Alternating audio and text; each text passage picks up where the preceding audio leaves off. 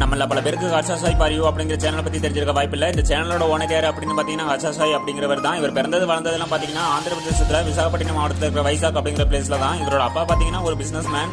இவர் சின்ன வயசுல இருந்தே நல்லா படிக்கிற பையன் கூட. அதனால ஸ்கூல் காலேஜ் லைஃப் விஜயநகரத்துல தான் கம்ப்ளீட் பண்ணிருக்காரு. இவர் படிச்சது என்ன அப்படின்னு பாத்தீங்கன்னா பிஇ கம்ப்யூட்டர் சயின்ஸ் தான்.